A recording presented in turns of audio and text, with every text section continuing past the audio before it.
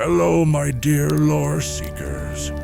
Welcome back to another evening of shared stories. Tonight, our journey takes us deep into the shadows of the wizarding world to trace the life of a figure whose name became a whisper of terror, a symbol of ultimate darkness. We will explore the story of a boy born without love, who grew into a man who could not understand it, and a dark lord who was ultimately defeated by it. So settle in, quiet your mind, and let the world outside fade away. Let us begin our tale and uncover the complete history of the rise and fall of Tom Riddle, from a lonely orphan to the feared Lord Voldemort. Before we begin, if you find value in our stories, please take a moment to like and subscribe, or check out our Patreon link in the description below. Your support is what allows us to continue these journeys together. We appreciate it more than you know. And now, let's begin. To truly understand the man who would one day call himself Lord Voldemort, we must first journey back in time to unearth the poisoned soil from which his family tree grew. His story, you see, does not begin in a cold London orphanage, nor even at the ancient gates of Hogwarts. It begins centuries earlier, in the slow, creeping decay of a once great wizarding dynasty, the House of Gaunt. The Gaunts were a family steeped in a history so grand and so ancient that it formed the very bedrock of their identity. They were, as they would boast to any soul unfortunate enough to listen, the last known direct descendants of Salazar Slytherin, one of the 4 legendary founders of Hogwarts School of Witchcraft and Wizardry. This was not some distant, mythological connection for them. It was a living, breathing part of their heritage, a truth that pulsed in their very blood. This lineage granted them their most prized and notorious trait: the ability to speak Parseltongue, the language of serpents, a rare and often feared gift that marked them as Slytherin's true and undeniable heirs. For 1,000 years, this bloodline was a source of immense power and prestige. Even as late as the 1930s, the Gaunt name was still prominent enough to be included in the infamous Pure Blood Directory, a list of the 28 British families, the so-called Sacred 28, who had supposedly maintained an unbroken pure blood lineage. To the Gaunts, this was not just a matter of historical record. It was a declaration of their inherent superiority over all others, magical and muggle alike. Their family history was punctuated by figures who embodied this fanatical belief. In the 18th century, a Hogwarts student named Corvinus Gaunt used his knowledge as a descendant of Slytherin to protect the entrance to the Chamber of Secrets when modern plumbing was installed in the castle, ensuring the family's dark legacy remained hidden deep within the school's walls. A century before that, in the 1600s, an Irish witch named Gormlaith Gaunt became infamous for her violent extremism. When her own sister Rhinoc showed a simple kindness to her muggle neighbors, Gormlaith saw it as the ultimate betrayal. In a fiery blaze of righteous fury, she murdered both her sister and her brother-in-law, kidnapping their young daughter Isolde Sayre to raise her in the proper Gaunt tradition of pure blood supremacy. This pattern of violence, of paranoia, and an obsessive, all-consuming fixation on blood purity was not an anomaly in the Gaunt family. It was their tradition, their legacy. Yet, for all their pride, the Gaunts were a house in terminal decline. Their story is a chilling lesson in how arrogance, left unchecked, can curdle into ruin. As Albus Dumbledore would later explain, a lack of sense coupled with a great liking for grandeur meant that the family gold was squandered several times generations before Marvolo was born. Their wealth, once vast enough to rival any in the wizarding world, was bled away not by misfortune or bad investments, but by a pathological need to live extravagantly, to perform their superiority even as the very foundations of their fortune crumbled to dust beneath them. By the early 20th century, the once mighty House of Gaunt was reduced to just 3 members, living in a state of abject poverty and filth. Their home was no longer a grand manor, but a dilapidated, squalid shack, hidden away on a wooded hillside overlooking the Muggle village of Little Hangleton. The first time a ministry official visited the house in 1925, he was greeted by the grotesque sight of a dead snake nailed to the door, a pathetic, grotesque parody of their serpentine crest, a symbol of their degraded majesty. Inside, the conditions were even more deplorable, a testament to generations of neglect, decay, and madness. The root of this decay was not merely financial, it was biological and ideological. The Gaunts' obsession with blood purity had driven them to madness, quite literally. To keep their sacred bloodline untainted by Muggle or even lesser wizarding blood, they had resorted to marrying their own cousins for generations. This practice of inbreeding, intended to preserve their Slytherin traits, had instead become a terrible curse. It amplified the worst aspects of their nature: the instability, the violence, the paranoia, while seemingly diminishing their magical talents and their mental faculties. This is a profound and tragic irony. In their fanatical quest to keep their lineage pure, the Gaunts had poisoned it from within. Their ideology of supremacy had become a self-fulfilling prophecy of degradation. The very thing they worshipped. Their blood had become the source of their ruin, a biological metaphor for the self-destructive nature of hatred. By the time of its final generation, the House of Gaunt was a hollowed-out shell, inhabited only by the ghosts of its former glory and the very real madness that its beliefs had wrought. The final generation of the Gaunt family was the horrifying culmination of this long, slow decline.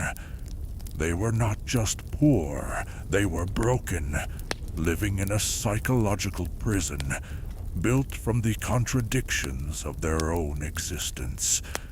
They held the unshakable belief that they were wizarding royalty, yet they lived in squalor, despised by their Muggle neighbors and shunned by the wider wizarding world, who saw them as little more than violent, unstable outcasts. This vast chasm between their grandiose self-perception and their wretched reality created a constant, simmering rage that could only find its release in cruelty. At the head of this broken family was Marvolo Gaunt, the patriarch. When Ministry official Bob Ogden visited their home, he saw a man of oddly proportioned stature, with a monkey-like face, whose belligerence and paranoia radiated from him like a foul odor. Marvolo's pride was all he had left, and he clung to it with the ferocity of a drowning man. He wielded his ancestry like a weapon, boasting of his descent from Slytherin and brandishing the two heirlooms that proved it: a heavy gold locket engraved with Slytherin's serpentine S, and an old, crudely made gold ring set with a black, cracked stone that bore the Peveril coat of arms. These objects he treasured far more than his own children, especially his daughter, whom he treated with utter and relentless contempt. His temper was explosive, his worldview myopic, and his cruelty absolute. He was a king ruling over an empire of mud and decay, and his tyranny was directed at the only subjects he had left: his own family. His son, Morphin Gaunt, was a more visceral and disturbing product of the family's decay. The effects of generations of inbreeding were starkly evident in him. He was deeply unstable, prone to fits of extreme violence, and communicated almost exclusively in the hissing sibilance of parcel tongue, as if the language of humans was beneath him, or perhaps simply beyond his fractured mind. He shared his father's violent hatred of Muggles, and it was his unprovoked magical attack on the handsome Tom Riddle Sr. that first brought the Ministry to their door. Morphin's existence was one of pure, unfiltered malice. He spent his days nailing snakes to the door and joining his father in the relentless torment of his younger sister. And then there was Merope Gaunt, the daughter, the ghost of the Gaunt household. She is described as a pitiable, defeated figure, so bleached of life that she seemed to blend into the grimy walls of the shack. Her hair was lank and dull, her face plain and heavy, and her eyes, like her brother's, stared in opposite directions, a physical manifestation of the family's genetic decay. For years, she had been the target of her father's and brother's constant abuse. They terrorized her, belittled her, and accused her of being a squib, a non-magical person born to wizarding parents, the ultimate shame for a family so obsessed with its magical heritage. The truth, however, was that Merope was not a squib. Her magic was merely suppressed, beaten into dormancy by a lifetime of fear and abuse. The constant psychological trauma she endured had effectively severed her from her own power. She was a witch who had been convinced she was worthless, a vessel of Slytherin's blood who had been treated like a house elf. She was the silent, suffering product of the Gaunts' poisoned legacy, and it was through her desperate, broken heart that the next chapter of this dark history would be written. The arrival of the Ministry of Magic at the Gaunt shack was not the end of the family's story, but the catalyst for its most fateful act. The imprisonment of Marvolo and Morphin Gaunt did not just remove two violent men from society. It unshackled a desperate and damaged young woman, and in doing so, set in motion a chain of events that would birth the greatest dark wizard of the age. From the grimy windows of her family's hovel, Merope Gaunt had spent years watching the world she was forbidden to join. Her gaze and her heart had fixated on one person in particular, Tom Riddle Sr. He was everything she was not. He was handsome, wealthy, and moved through the world with an easy confidence that seemed almost magical in itself. He was the son of the local Muggle squire, living in a grand house on the other side of the valley. He and his companion, a young woman named Cecilia, would often ride their horses past the Gaunt property, sometimes laughing at the squalor of the dilapidated shack.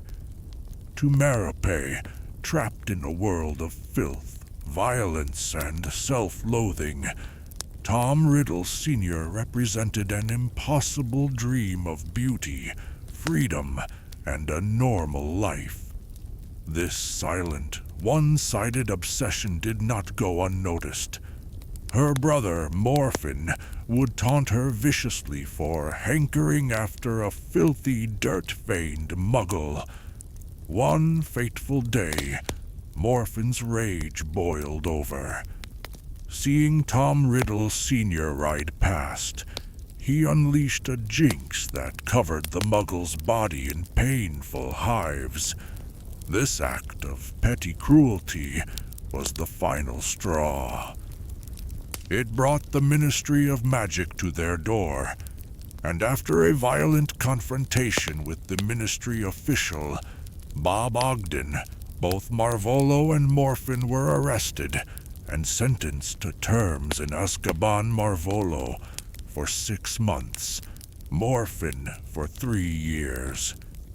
Suddenly, for the first time in her life, Merope Gaunt was alone. She was free. The silence in the Gaunt shack must have been deafening.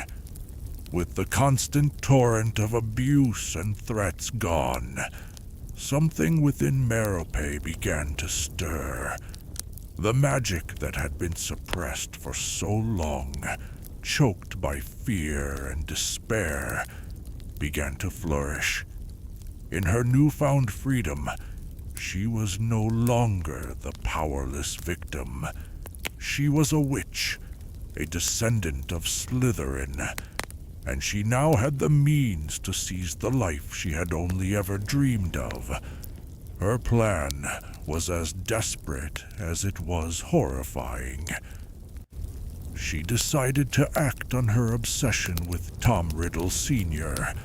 The exact method she used is not known for certain, but Albus Dumbledore, in his later research, developed a highly plausible theory. He believed that Merope, having known only control and coercion her entire life, brewed a love potion. To a girl like Merope, Dumbledore speculated, ensnaring a man with a potion might have seemed more romantic than controlling him with a curse like the Imperious Curse. Whether by potion or curse, the result was the same. Merope bewitched Tom Riddle Sr. The handsome, arrogant young man from the manor house fell under her spell, and together they eloped, causing a massive scandal in the small village of Little Hangleton. Merope had escaped her prison. She had her handsome husband, and soon she was pregnant with his child. For a brief, shining moment, it must have seemed as though she had finally found happiness. But a love born from compulsion is no love at all. It is a fragile illusion, sustained only by the magic that created it. Dumbledore's theory continues that Merope, so deeply and genuinely in love with her husband, could not bear to continue enslaving him. She made a fatal miscalculation. She stopped administering the potion, believing, or perhaps desperately hoping, that after their time together and with a child on the way, he would have developed genuine feelings for her. She was wrong. When the magic wore off, Tom Riddle Sr. awoke as if from a dream, horrified by what had happened. He saw the plain, destitute witch he was married to, and the life he had been tricked into. He felt no love, only revulsion and shame. He abandoned his pregnant wife without a second thought, returning to his family in Little Hangleton, muttering to anyone who would listen that he had been hoodwinked and taken in by the local tramp's daughter. He never saw Merope again, nor did he ever make any attempt to find out what became of his unborn child. For Merope, this abandonment was a blow from which she could not recover. The fragile world she had built with magic shattered completely. Heartbroken, alone, and now truly destitute, she seemed to lose all will to live. Her magic, which had blossomed in her freedom, appeared to desert her once more, or perhaps she simply lost the heart to use it. She made her way to London, where she sold her last remaining treasure, the priceless locket of Salazar Slytherin, to a dark arts dealer named Caractacus Burke. Knowing its immense value, Burke gave her a mere 10 galleons for it. On New Year's Eve, 1926, a heavily pregnant Merope Gaunt staggered up the steps of a bleak Muggle institution in London, Wool's Orphanage. She was dying. She gave birth to a son within the hour. She lived just long enough to name him Tom for his father and Marvolo for hers. Her last wish was that her son would look like his handsome father. Then, Merope Gaunt, descendant of Salazar Slytherin, gave up, refusing to raise her wand even to save her own life. Merope's story is a profound tragedy, but it is also a chilling illustration of the cycle of abuse. Her entire life was defined by the brutal control exerted over her by her father and brother. Power, for her, was synonymous with coercion. When she finally gained her own power, she lacked any healthy model for how to use it. She couldn't build a relationship on trust or mutual affection because she had never known either.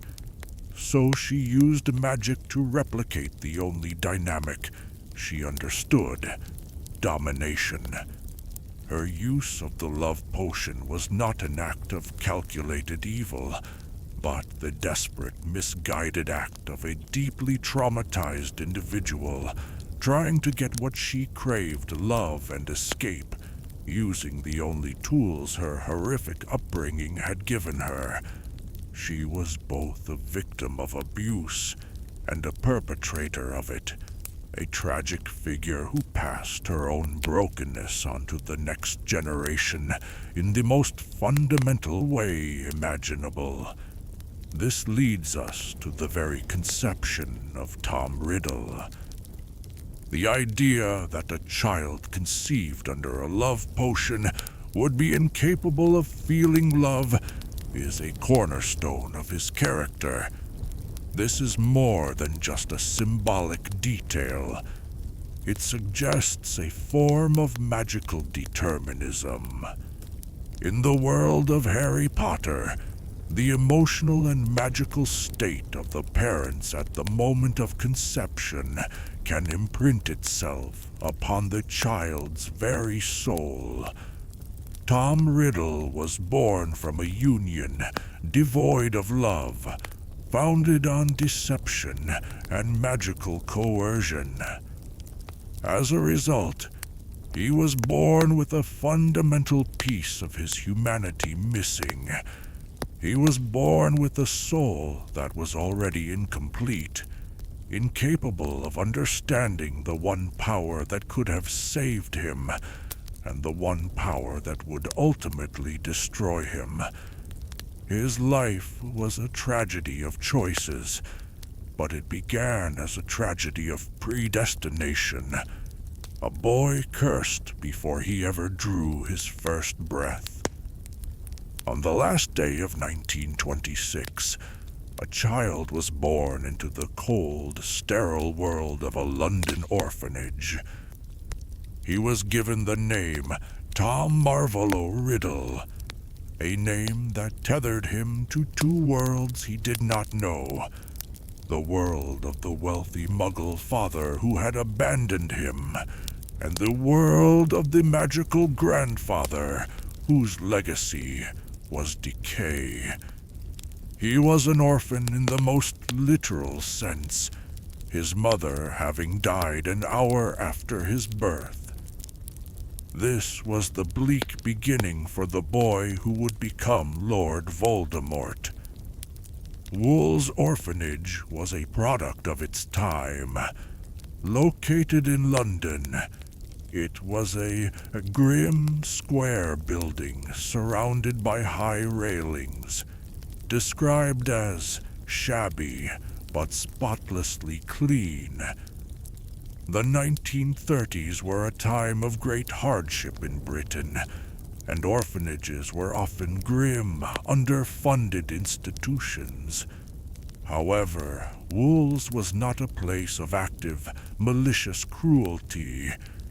The matron, Mrs. Cole, was a sharp woman who, by all accounts, did her best with the limited resources she had. The children were reasonably well cared for, given the circumstances. This is a crucial distinction. Unlike the Gaunt shack, which was a hotbed of active, violent abuse, Wool's Orphanage was a place of neglect and emotional sterility. There was no love, no individual attention, no warmth. It was an environment that could certainly damage a child, but it was not the place that created Tom Riddle's evil. Rather, it was the sterile incubator where his innate psychopathy, born of that loveless union, was allowed to grow, unchecked by any form of familial bond or moral guidance. From his earliest years, Tom was different. Mrs. Cole would later tell Dumbledore that he was an unusual baby who rarely cried, and as he grew, he became a solitary, strange boy. The other children were afraid of him. There were incidents, nasty things that always seemed to happen around him, but no one could ever prove his involvement. He was a bully, but a quiet, cunning one.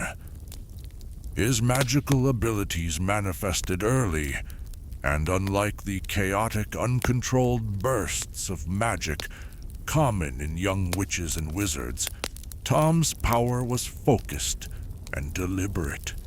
He had discovered, on his own, that he had some measure of control over it, and he had already begun to use it consciously to frighten, to punish, and to dominate. He could move objects with his mind. He could compel animals to do his bidding without training. And most chillingly, he could make bad things happen to people who angered him. He could make them hurt. two incidents from his childhood stand out as particularly ominous. After an argument with a boy named Billy Stubbs, Tom used his powers to hang the boy's pet rabbit from the rafters of the orphanage. It was an act of cold, calculated revenge. Even more disturbing was what happened during a summer outing to the seaside. He lured two other orphans, Amy Benson and Dennis Bishop, into a cave. What he did to them in that cave is unknown, but it was so horrifying that it left them traumatized into a terrified silence. He also developed a habit of stealing from the other children, not for the value of the items, but as trophies. He kept a box of these stolen trinkets, a yo-yo, a silver thimble, a tarnished mouth organ hidden in his wardrobe, souvenirs of his power over others. These were not the actions of a troubled child lashing out. They were the calculated experiments of a budding sadist, testing the limits of his power and his ability to inspire fear. In the summer of 1938, when Tom was 11 years old, a visitor arrived at Wool's Orphanage. He was an oddly dressed man in a flamboyant plum velvet suit. His name was Albus Dumbledore, then the Transfiguration Professor at Hogwarts, and he had come to offer Tom a place at the school. This first meeting between the two greatest wizards of the age was a tense battle of wills, a microcosm of the decades-long conflict that would follow.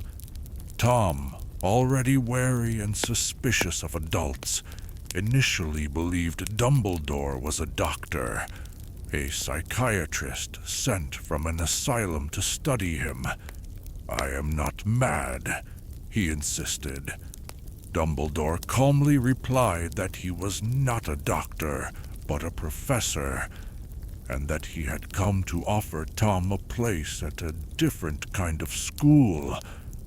When Dumbledore finally revealed the truth, "You are a wizard, Tom," the boy's reaction was not one of shock or disbelief, but of profound, chilling validation. "I knew I was different," he whispered to his quivering fingers. "I knew I was special. Always, I knew there was something." For Tom, magic was not a wonder. It was the confirmation of his own inherent superiority. His immediate next move was an attempt to seize control of the situation. He commanded Dumbledore, "Prove it." Dumbledore, no longer smiling, calmly asserted his authority, insisting on being addressed as Professor or Sir. It was in this moment that Tom first encountered a power greater than his own, and an authority that would not bend to his will. Dumbledore then provided his proof. With a wave of his wand, he set Tom's drab wardrobe ablaze with harmless, magical fire. As the flames danced, a rattling sound came from within. Dumbledore extinguished the fire and opened the wardrobe to reveal the small box of stolen trophies. This was not just a display of magic. It was a demonstration of insight.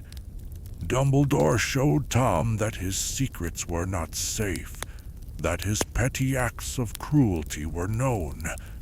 He made it clear that thievery and bullying were not tolerated at Hogwarts. Cornered and exposed, Tom's demeanor shifted instantly. The hostile, commanding boy vanished, replaced by a mask of quiet, unnerving politeness. He had learned a valuable lesson. Overt aggression would not work against someone like Dumbledore. Charm and deception were far more effective tools. As Dumbledore prepared to leave, Tom made one final startling revelation.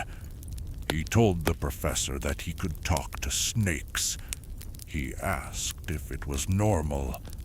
Dumbledore, knowing the connection between Parseltongue and dark magic, merely said that it was an uncommon but not unheard of ability. This first encounter was formative for both of them. Dumbledore left the orphanage deeply uneasy, recognizing in the boy an obvious instinct for cruelty, secrecy, and domination. He knew he had just met a child who was already dangerously powerful and morally adrift. For his part, Tom left the encounter with a new understanding of power. He had met his match, the one person he could not intimidate or easily manipulate. This meeting forged the dynamic that would define their relationship for the rest of their lives. Tom learned the necessity of a flawless public facade, a mask of respectability to hide the monster beneath. And he developed a deep-seated fear and resentment of the one wizard who had seen through that mask from the very beginning. On September 1st, 1938, Tom Riddle boarded the Hogwarts Express, leaving the gray, mundane world of Muggle London behind for the first place he would ever consider home. The 7 years he spent at Hogwarts, from 1938 to 1945, were the most transformative of his life. It was here that he honed his immense magical talent, discovered the truth of his legendary heritage, and began to gather the followers who would one day form the core of his terrifying army. But he did all of this while cultivating a flawless public persona, a mask of brilliance and charm that fooled almost everyone. To the staff and students of Hogwarts, Tom Riddle was a prodigy. He was exceptionally handsome, with dark hair and pale, aristocratic features. He was a model student, academically brilliant, unfailingly polite, and seemingly modest.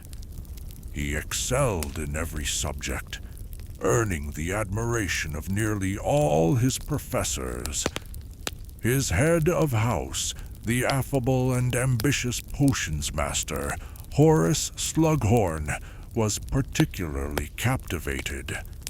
Slughorn, who had a habit of collecting promising students, saw Tom as his crowning jewel, a future minister for magic in the making. Tom's ascent through the school's hierarchy was meteoric.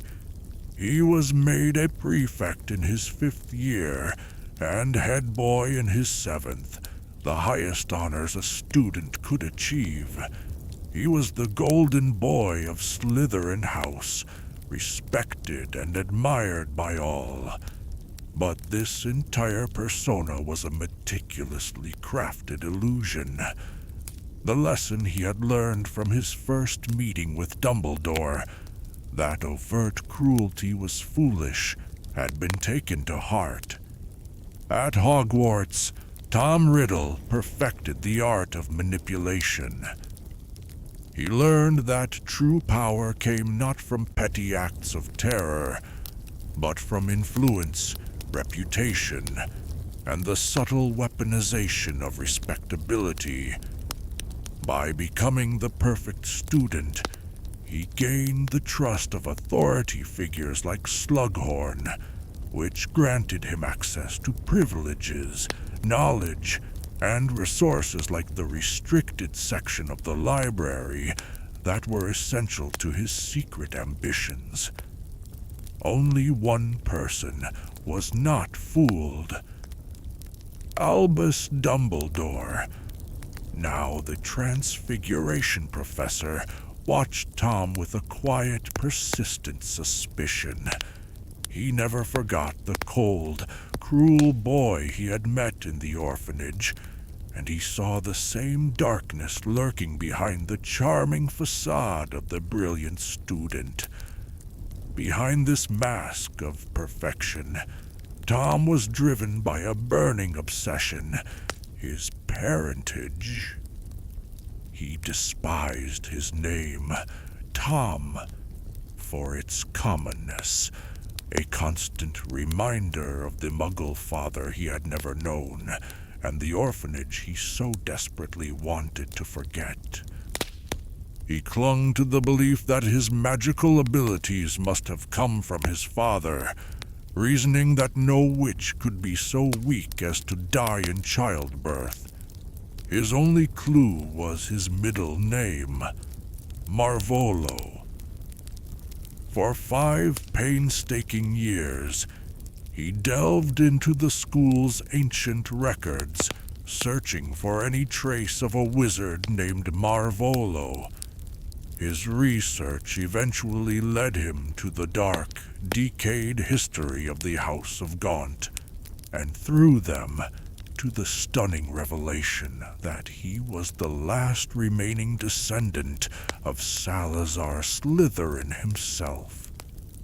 This discovery was the moment of apotheosis for Tom. He was not just a half-blood orphan with a common name. He was the heir of Slytherin. It was the confirmation of superiority he had craved his entire life. It gave him a new, grander identity and a purpose. Armed with the knowledge of his heritage, Tom sought out his ancestors' greatest legacy within the castle, the Chamber of Secrets. In his 5th year, around 1943, he succeeded in locating its hidden entrance and, using his innate ability in Parseltongue, opened it. Deep beneath the school, he found the monument to Slytherin's vanity and the monstrous guardian within, a giant basilisk. This discovery was a dress rehearsal for his future reign. He unleashed the serpent on the school with a clear ideological goal: to purge Hogwarts of those he deemed unworthy, the Muggle-borns. A series of attacks began, leaving several students petrified, but initially none dead. This campaign of terror created an atmosphere of fear and paranoia throughout the castle. Then, on June 13th, 1943, his actions escalated from terrorism to murder. A Muggle-born student named Myrtle Warren, later known as Moaning Myrtle, was killed by the basilisk's deadly gaze in a girl's bathroom. This was not just a random act of violence. It was a calculated and necessary step for the next stage of his ambition, the creation of his first Horcrux. However, the murder had an unintended consequence. The Ministry of Magic threatened to close Hogwarts, a fate Tom dreaded more than anything, as it would mean a return to the orphanage. With cold, brilliant cunning, he ceased the attacks and masterfully shifted the blame. He identified a perfect scapegoat: the large, clumsy, creature-loving third-year Rubeus Hagrid. Tom framed Hagrid, claiming that Hagrid's pet Acromantula, Aragog, was the monster responsible for the attacks. His deception was flawless. Hagrid was expelled, his wand snapped in two, and Tom Riddle, the true culprit, was hailed as a hero. He was even given a gleaming trophy for special services to the school, a permanent monument to his first great act of manipulation and murder. While he was secretly plumbing the depths of his dark heritage, Tom was also building his power base in the Slytherin common room. He did not seek friends. He sought followers. He used his charisma, intelligence, and power to draw a select group of students to his side, mostly sons of old, wealthy, pure-blood families who were susceptible to his ideology and drawn to his strength. Names like Lestrange, Avery, Nott, Rosier, and Malfoy were among his earliest acolytes. This inner circle, which he initially called the Knights of Walpurgis, was the genesis of the Death Eaters. To them, he was not just a brilliant classmate. He was a leader, a lord in the making. They were bound to him by a mixture of admiration, ambition, and fear. Within the secretive confines of their group, he began to shed the name of his filthy Muggle father, and started using the new, grander title he had created for himself, an anagram of his full name, Tom Marvolo Riddle. I am Lord Voldemort. His years at Hogwarts were a masterclass in duality. To the world, he was the perfect student, destined for greatness. In the shadows, he was a murderer, a budding Dark Lord, and the true heir of Slytherin, already taking his first steps on a path that would lead to the destruction of his own soul and terror for the entire wizarding world. Tom Riddle's ambition was not merely for power in the mortal sense, to command armies or rule nations. His ultimate goal was far more profound and terrifying. He sought to conquer death itself.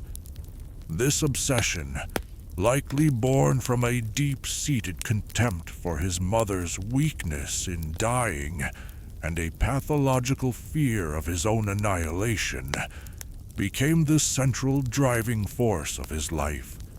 At Hogwarts, he found the key to his ambition in the darkest and most forbidden corner of magic, the creation of Horcruxes. Deep within the restricted section of the Hogwarts library, Tom's insatiable thirst for knowledge led him to ancient and terrible texts. He discovered the concept of the Horcrux, an object in which a wizard could hide a fragment of their soul, thereby anchoring themselves to the mortal plane and achieving a form of immortality. The process was described as an abomination, an act of supreme violation against nature. To create a Horcrux, one must first commit the ultimate act of evil murder, which rips the soul apart. The fragmented piece of soul could then be encased in an object through a dark and complex spell. The books he found, such as Magic Most Evil and Secrets of the Darkest Art, provided the theoretical foundation. But Tom's ambition went far beyond what any known dark wizard had ever attempted. He was not content to split his soul once. He became fixated on the number 7, believing it to be the most magically powerful number, and conceived a plan to divide his soul into 7 pieces, creating 6 Horcruxes to house the fragments while the 7th remained in his body. This would make him all but indestructible. While he had the theory, Tom needed confirmation, an expert opinion on the consequences of such an unprecedented act. He chose his target carefully, his vain, impressionable head of house, Horace Slughorn. One evening, at one of Slughorn's exclusive Slug Club gatherings, the 16-year-old Tom Riddle, already wearing the stolen Gaunt ring on his finger, stayed behind. With masterful manipulation, he feigned mere academic curiosity. He did not ask how to make a Horcrux. His research had already taught him that murder was the key. Instead, he probed for the unknown, asking about the effects of creating multiple Horcruxes. "Isn't it bad enough to consider killing one person?" Slughorn asked, horrified. "To rip the soul into 7 pieces?" Slughorn, flattered by the attention of his most brilliant student, and blinded by his own desire to be a confidant to future greatness, provided the answer Tom sought. He confirmed that while it was a horrific and unheard-of concept, it was theoretically possible. He explained that the wizard would be protected, that a part of their soul would live on, hidden. In that moment, Slughorn became a passive enabler of Tom's monstrous plan. He did not cast the curse, but his words loaded the wand. The shame of this conversation would haunt him for the rest of his life, so much so that he would magically alter his own memory of the event to hide his complicity. But for Tom, it was the final validation he needed. The path to immortality was open. With the theory confirmed, Tom Riddle wasted no time in putting his plan into action.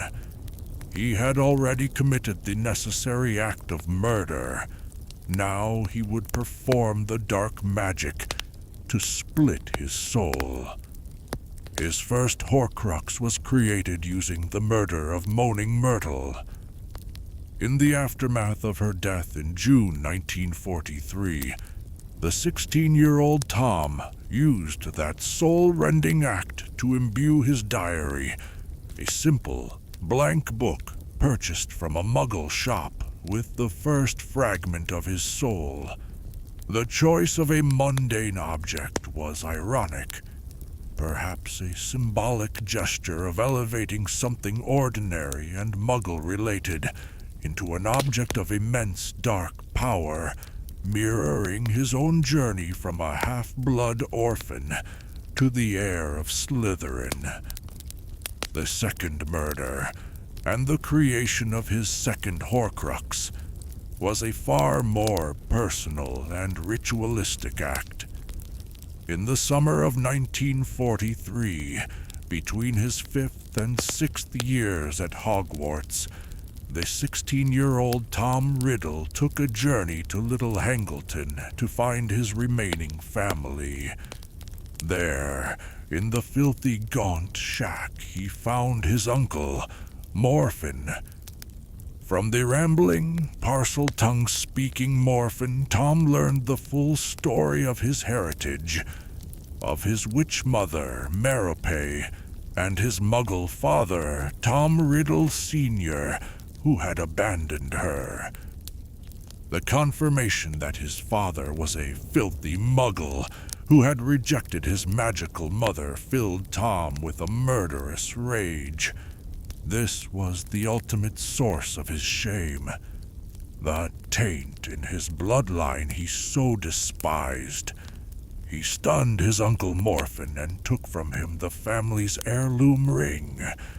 He then crossed the valley to the Grand Riddle house. There, he confronted the father who had never wanted him, and the grandparents who had shared his father's scorn. He murdered all 3 of them with the killing curse, using Morphin's wand to carry out the deed. Before leaving, he performed a final act of cold ingenuity. He returned to the Gaunt shack and implanted a false memory in his unconscious uncle's mind, making Morphin believe that he himself had committed the murders. When the Ministry authorities arrived, they found an easy culprit. Morphin, a known Muggle hater who had previously attacked Tom Riddle Sr., confessed to the crime and was sent to Azkaban, where he would die years later, still clutching the false memory of a crime he did not commit. Tom Riddle had committed patricide, a foundational act of his transformation. He had violently purged the Muggle part of himself that he so loathed, and with that deeply symbolic murder, he performed the dark ritual once more. He used the death of his father to split his soul a second time, encasing the fragment within the Peveril ring he had just claimed, using the death of his Muggle father to make a Horcrux out of his pure-blood ancestor's ring. It was the ultimate act of self-redefinition, a gruesome baptism in the blood of his own past. He was no longer Tom Riddle, the half-blood orphan. He was on his way to becoming Lord Voldemort, the immortal heir of Slytherin. After graduating from Hogwarts in 1945, Tom Riddle stood at a crossroads. With his perfect academic record, his charm, and the backing of influential figures like Professor Slughorn, any door in the Ministry of Magic would have been open to him. His professors expected him to pursue a brilliant career, to become a leader in the wizarding world. Instead, he made a choice that shocked and baffled them all.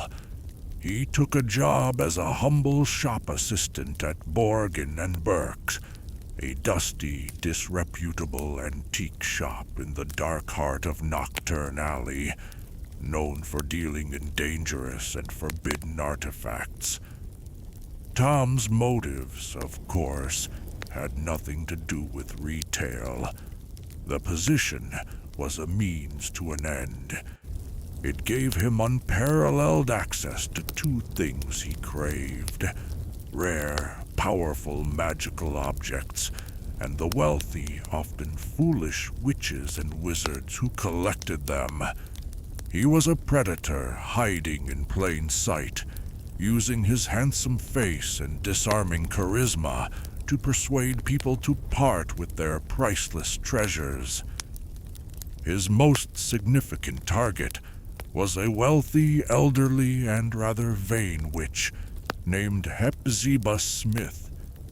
She was a descendant of Helga Hufflepuff, and, as Tom soon learned, possessed two artifacts of immense historical value. During one of his visits, Tom charmed her into showing him her most prized possessions. The first was a small, two-handled golden cup, engraved with a Badger the Cup of Helga Hufflepuff herself. The second was a heavy gold locket marked with a serpentine S, the very locket of Salazar Slytherin, which Hepzibah had purchased from Borgin and Burke's years ago, after Gaunt had sold it in her desperation. Seeing these two relics of the Hogwarts founders, Tom's ambition ignited. 2 days after Hepzibah showed him her treasures, she was found dead. Her death was attributed to accidental poisoning by her elderly house elf, Hoki. In a chilling echo of how he framed his Uncle Morphin, Tom had skillfully modified the house elf's memory to make her confess to the crime.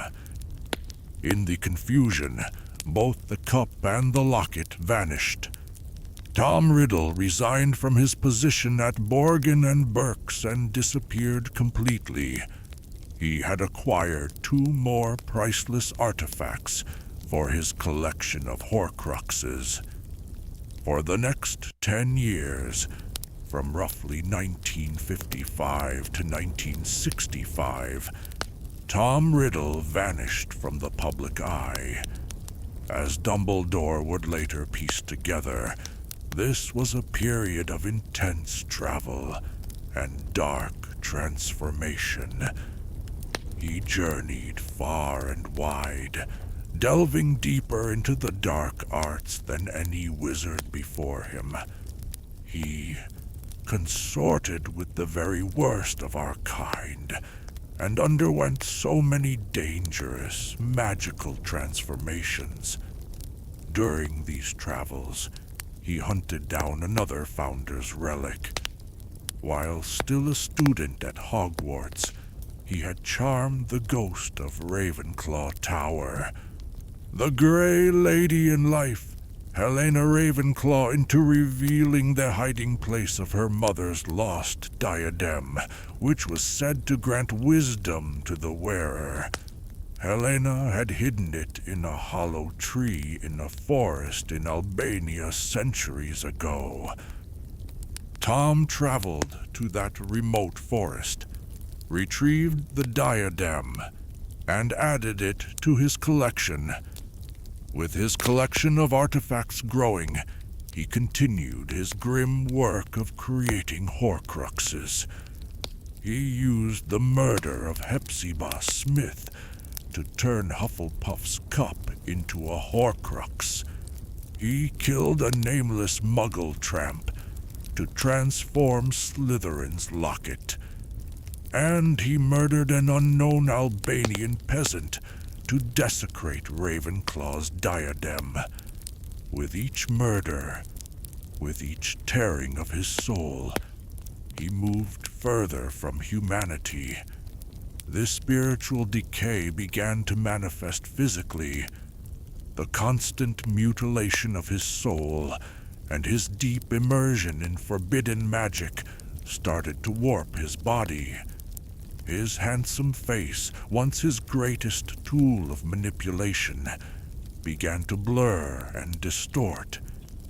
His features became waxy, his skin unnaturally pale, and the whites of his eyes took on a permanently bloodshot appearance. He was becoming less Tom Riddle, and more the monstrous, serpentine figure of Lord Voldemort. His outward appearance was becoming an honest reflection of the mutilated, shriveled thing that was his soul. He was literally becoming the monster he had chosen to be on the inside. Around a decade after he disappeared, he returned to Britain. He was no longer Tom Riddle. He now insisted on being called only by the name he had invented for himself, Lord Voldemort. His appearance was already shockingly altered, no longer handsome, but waxy and distorted, a pale shadow of the brilliant boy who had left Hogwarts. He sought a meeting with the new headmaster of Hogwarts, Albus Dumbledore.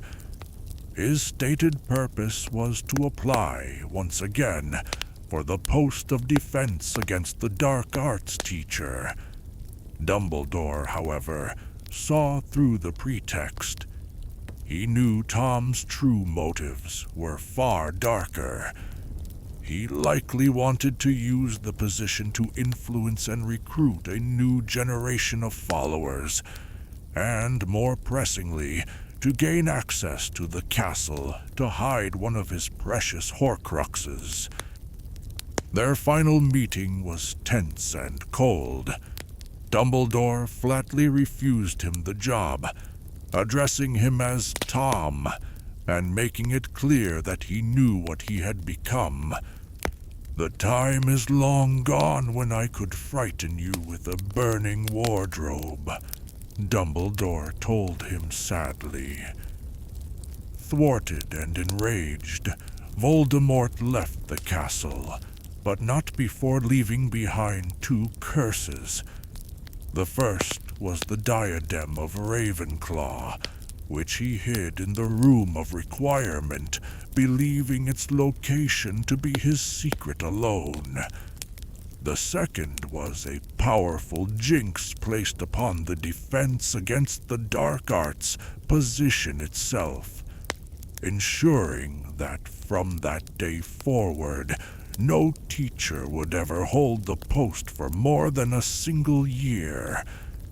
It was an act of petty, yet potent, revenge. His final break with the only place he had ever called home was complete, with his final tie to Hogwarts severed, and his immortality seemingly secured through his Horcruxes. Lord Voldemort was ready to begin his conquest. In 1970, he began to act openly, declaring himself the Dark Lord and launching a campaign of terror that would plunge the wizarding world into darkness for over a decade. This period, from 1970 to 1981, would come to be known as the First Wizarding War. Voldemort's strategy was not one of conventional warfare, with armies clashing on battlefields. It was a war of terror, designed to break the spirit of the wizarding community and dismantle its society from within. His followers, now known as the Death Eaters, were a terrifying force. They were an army of pure-blood fanatics, dark creatures, and desperate souls bound to him by fear and the promise of power. They carried out brutal, often random attacks on Muggles and Muggle-borns, acts of violence designed to showcase and demonstrate the Ministry of Magic's impotence. The atmosphere of the time was one of pervasive, suffocating fear. Paranoia was rampant. Voldemort's most insidious weapon was the Imperious Curse, one of the 3 unforgivable curses, which allowed a wizard to gain complete control over another person's mind. The widespread use of this curse meant that no one could be trusted. Friends, colleagues, even family members could be turned into puppets of the Dark Lord overnight, their faces smiling while their hands carried out his dark bidding. This psychological warfare was devastatingly effective. People became wary of strangers, afraid to speak their minds. The social fabric of the wizarding world began to unravel. The fear became so absolute that people refused to even speak his name, referring to him only in whispers as "you-know-who," or "he who must not be named." To utter the name Voldemort was to invoke the terror he represented, and in doing so, to give him power. He didn't just want to rule the wizarding world. He wanted to dominate its collective consciousness, to make every witch and wizard live in perpetual, cowering fear of him. This was the ultimate expression of the bullying orphan from Wolves, now playing out his need for control on a national scale. The Ministry of Magic, the official governing body of the wizarding world, proved to be tragically ineffective against this new kind of threat. It was slow, bureaucratic, and riddled with Voldemort's spies and officials controlled by the Imperious Curse. As the Ministry faltered, the responsibility of fighting back fell to one man, Albus Dumbledore. In response to Voldemort's rise, Dumbledore formed a secret society, a vigilante group dedicated to fighting the Dark Lord and his Death Eaters directly. He called it the Order of the Phoenix. Its members were brave witches and wizards who were willing to risk everything to oppose Voldemort. Among its most dedicated and talented members were a young, newly married couple, James and Lily Potter, along with their close friends, Sirius Black, Remus Lupin, and Peter Pettigrew. Another powerful couple, Frank and Alice Longbottom, who were both highly skilled aurors, also joined the fight. The Order of the Phoenix engaged in a shadow war against the Death Eaters. They conducted intelligence operations, protected targets, and engaged in fierce, often fatal skirmishes. The casualty rate was devastating. Voldemort and his followers were ruthless, showing no mercy. For every Death Eater captured or killed, it seemed 2 members of the Order would fall.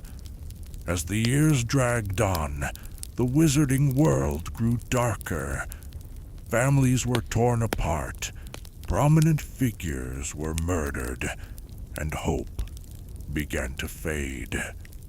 By the end of the decade, Voldemort was on the verge of total victory. The Ministry was in shambles, the Order was decimated, and the wizarding community was paralyzed by fear. It seemed that nothing could stop the Dark Lord's ascent. At the height of his power, when his victory seemed all but inevitable, Lord Voldemort's path was irrevocably altered by a whisper of the future. Prophecy, delivered in a dusty room above a dingy pub, would set in motion the events that would lead to his first catastrophic downfall. It was not a curse or a spell that would prove to be his undoing, but his own arrogance and his fatal misinterpretation of a few cryptic words. The prophecy was made in early 1980 during an interview at the Hogshead Inn. Albus Dumbledore was meeting with a candidate for the divination professorship at Hogwarts, a woman named Sybil Trelawney. As Dumbledore was about to dismiss her as unsuitable, Trelawney suddenly fell into a genuine trance, her voice becoming harsh and loud. She spoke the words of her first and arguably most important true prophecy. The one with the power to vanquish the Dark Lord approaches.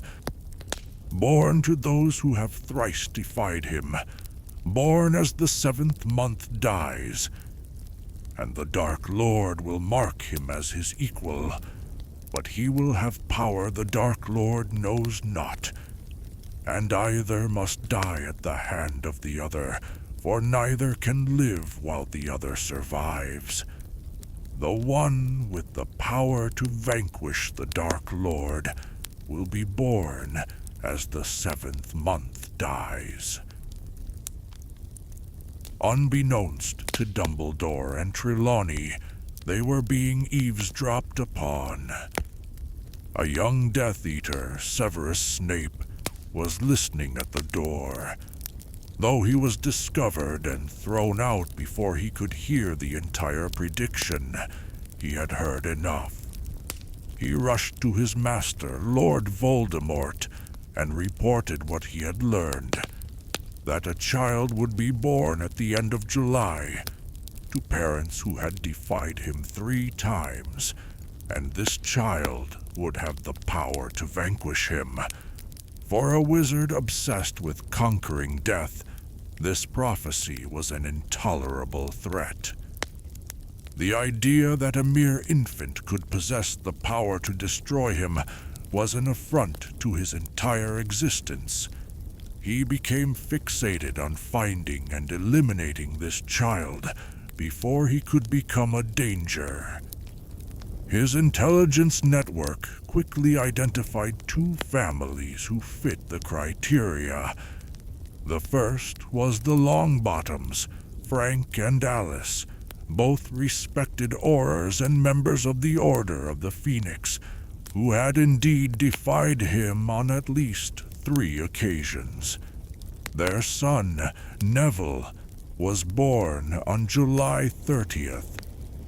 The second family was the Potters, James and Lily, also prominent members of the Order, who had escaped him 3 times. Their son Harry was born on July 31st. The prophecy spoke of 2 boys. Voldemort had to choose which one posed the greater threat. The prophecy was, in a crucial sense, self-fulfilling. It stated that the Dark Lord himself would mark him as his equal. By choosing his target, Voldemort would be the one to designate his own nemesis, to elevate one of these 2 infants to the status of his prophesied foe. His choice was not based on strategic calculation or superior intelligence, but on a deep-seated, fatal narcissism. Dumbledore later theorized that Voldemort chose Harry for a deeply personal reason. He saw a reflection of himself.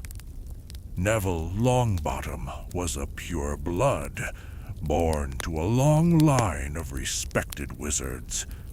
Harry Potter, like Voldemort himself, was a half-blood. Voldemort's entire ideology was built on the lie of pure blood supremacy, a doctrine he championed, but to which he himself did not belong.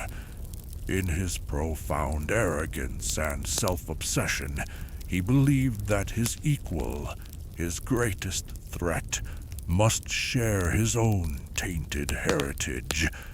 He projected his own narrative onto Harry, seeing in the half-blood boy a mirror of his own potential greatness, and therefore his own potential danger. He dismissed the pure-blood Neville as less likely to be the one, and in doing so he made his choice. He marked Harry Potter as his equal, and in that single act of narcissistic identification, he sealed both their fates. He set in motion the very events the prophecy foretold, turning a vague prediction into an inescapable destiny. His ego, not fate, had chosen his destroyer. Once Lord Voldemort made his choice, the fate of the Potter family was sealed. His focus, once spread across the entire wizarding world, now narrowed with terrifying intensity onto a single family in hiding. The final act of the First Wizarding War would not be a grand battle, but a quiet, brutal confrontation in a small cottage where the most powerful Dark Lord in a century would be brought down by a magic he had long since forgotten and never understood. Acting on Dumbledore's advice, James and Lily Potter went into hiding. They took refuge in a cottage in Godric's Hollow, a village with a rich wizarding history, and protected themselves with the most powerful concealment spell known, the Fidelius Charm. This charm magically concealed a secret within the soul of a single living person, the Secret Keeper. The location of the Potter's house would be rendered undiscoverable, impossible to find unless the Secret Keeper voluntarily divulged the information. Their chosen secret keeper was originally meant to be James's best friend, Sirius Black, but at the last minute, Sirius, fearing he was too obvious a target, persuaded the Potters to switch to their other close friend, Peter Pettigrew. It was a catastrophic miscalculation. Pettigrew, weak-willed and terrified of the Dark Lord's power, had secretly become a Death Eater, a spy within the Order of the Phoenix. Within a week of being made Secret Keeper, he betrayed the Potters, revealing their location to Lord Voldemort. On the night of Halloween, October 31st, 1981, Lord Voldemort came to Godric's Hollow. The events of that night unfolded with brutal speed. James Potter, caught by surprise in the hallway of their home, was wandless. He shouted for Lily to take Harry and run, trying to buy them a few precious seconds. Voldemort cut him down without a second thought. Voldemort then ascended the stairs to the nursery, where Lily stood protectively in front of her 1-year-old son's crib, in a rare, cold flicker of what might be called mercy, a promise made to Severus Snape, who had secretly begged him to spare Lily's life. Voldemort offered her a chance to stand aside. "Not Harry, not Harry, please not Harry," she begged. "Stand aside, you silly girl. Stand aside now." Lily refused. She shielded her son with her own body and pleaded for Voldemort to kill her instead. When he would not relent, she stood her ground, creating an unbreakable barrier of maternal love. Voldemort, incapable of understanding such a choice, showed no more patience. He struck her down with the killing curse. In that moment, Lily Potter's willing self-sacrifice, her choice to die to save her son when she could have stepped aside, invoked a form of ancient, powerful, and deeply primal magic. A magic born of love, which Voldemort, in his arrogance and ignorance, could not comprehend. This sacrifice created a magical shield around the infant Harry, a protection more powerful than any curse. Unaware of the potent magic now clinging to the child, Voldemort turned his wand on the crying baby in the crib. He performed the act he had come to do, the act he believed would secure his eternal reign. He cast the killing curse, Avada Kedavra. The green light shot from his wand and struck the boy, but it did not kill him. It hit the invisible shield of Lily's love and rebounded upon the caster with catastrophic force. The curse that had killed so many, the curse that could not be blocked, was turned back on its master. Voldemort's body was obliterated in an instant. The force of the rebounding magic was so violent that it blew the top floor of the cottage apart. But Voldemort did not die. His Horcruxes, the anchors he had so painstakingly created, did their job. They tethered his mutilated soul to the mortal world. He was ripped from his body, reduced to something less than the meanest ghost, a formless, powerless wraith of pure agony. In terror and pain, he fled, eventually finding his way to the remote forests of Albania, where he would spend the next decade in a state of parasitic half-life, possessing the bodies of snakes and other animals to survive. The curse had one final, terrible consequence. Voldemort's soul, already unstable from being ripped apart 6 times, was so damaged that the force of its destruction caused yet another fragment to break away. This disembodied piece of soul latched onto the only other living being in the room, the baby Harry. It seared itself into the boy's forehead, leaving a lightning bolt scar, and turning Harry Potter into an unintentional, unknown 7th Horcrux. The ultimate irony of Lord Voldemort's story is staggering. He was brought down by the 2 things he despised and misunderstood above all others. First, the sacrificial love of a Muggle-born witch, a power he considered a contemptible weakness, proved to be a shield his dark magic could not penetrate. Second, his own quest for immortality had rendered his soul so fragile and unstable that it shattered upon impact with that love, creating in his nemesis the very tool that would one day lead to his final destruction. He had chosen Harry as his equal because he was a half-blood, a reflection of himself. That choice led him directly to Lily Potter and the one magic he was uniquely vulnerable to. His downfall was not an accident of fate. It was a perfect, self-inflicted wound, born from the very core of his own hatred, fear, and profound ignorance.